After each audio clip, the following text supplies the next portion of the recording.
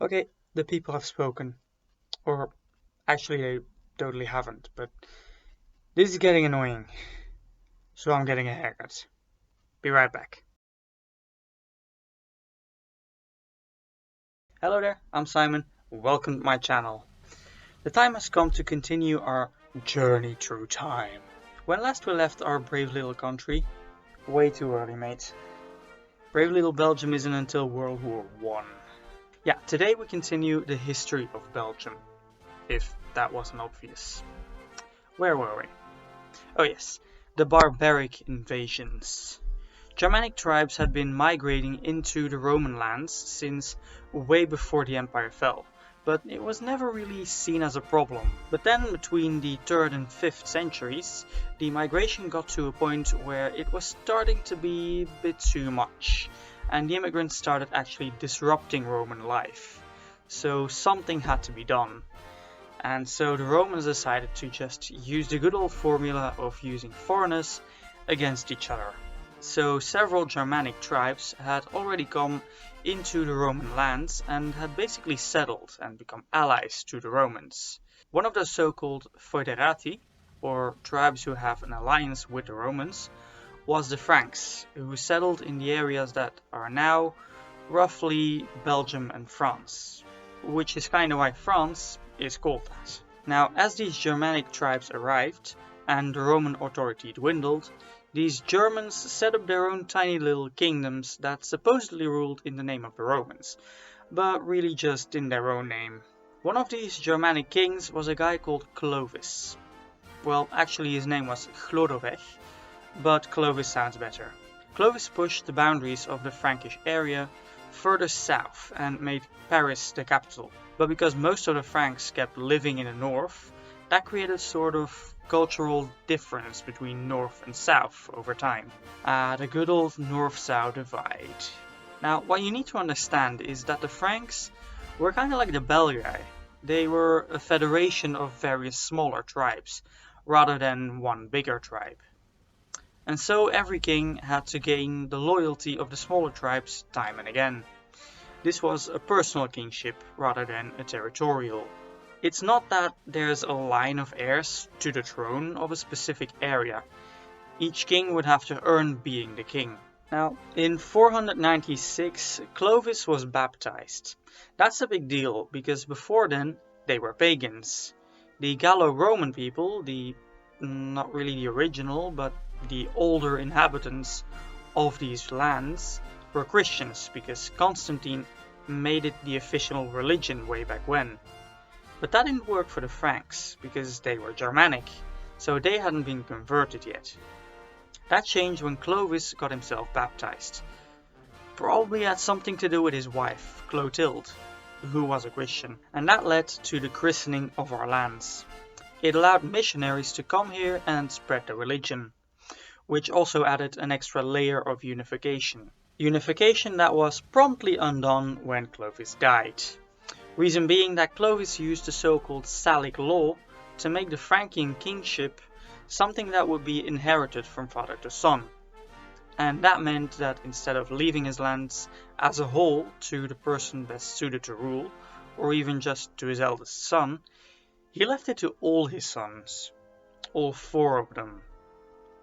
His lands were divided, ruining all unity. So obviously that led to centuries of conflict, because everyone felt they were entitled to those lands because of Clovis. This was the beginning of what's called the Merovingian Dynasty, after Clovis's grandfather Merovec. So the Merovingians ruled the lands we now know as Belgium and France, roughly, for about 2 centuries.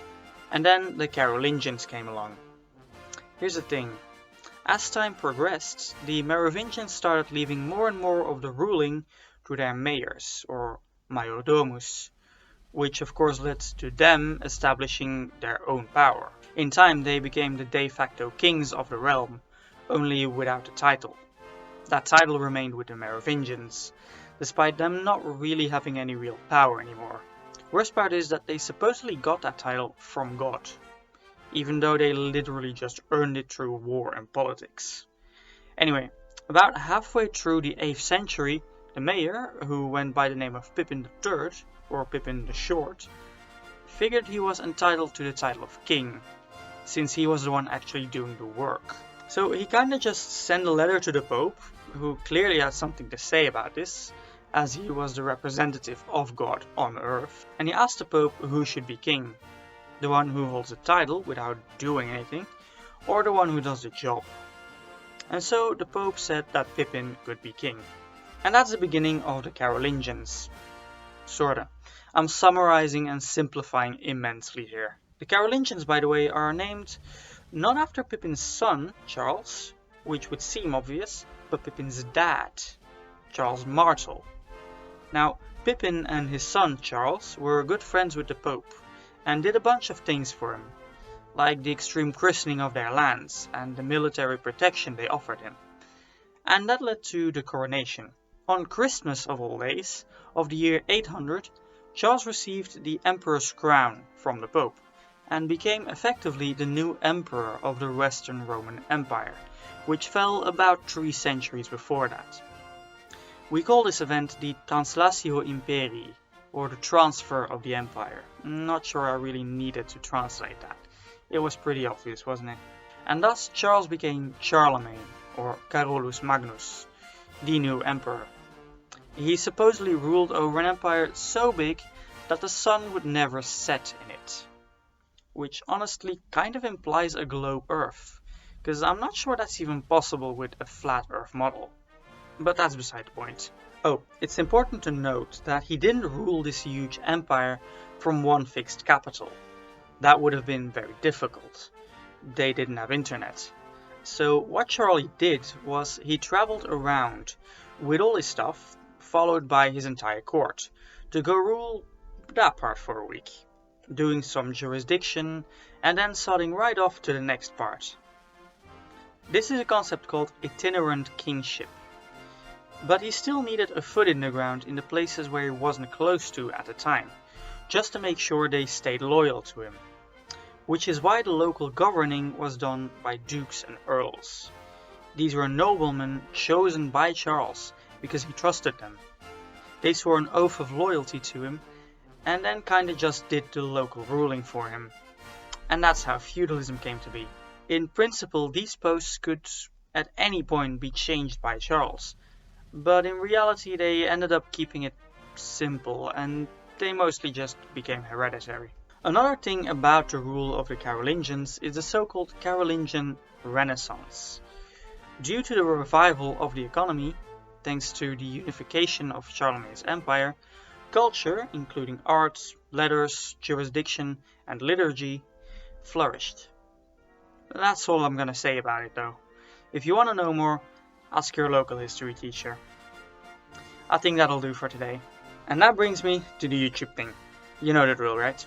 If you have any questions about this episode or suggestions for future videos, you can leave them in the comments below. If you like this video, you can let me know by clicking the like button, which is conveniently also located below. And if you didn't like it, you can click the dislike button right next to it. Either way, you can go to my channel to find more videos. Perhaps you find something you like. And if you do, you can click the subscribe button so you know when I upload more of that goodness. Or in the other case, to find out when I upload something that's actually good. In any case, you can also ring the bell so YouTube remembers to actually notify you when that happens. And of course, you can share the video with anyone who finds it interesting. And finally, below you can find all my sources, annotated not entirely by the rules, but quite frankly it does the job. And to my social media, where you can go follow me. And why wouldn't you? So yeah, thanks for watching.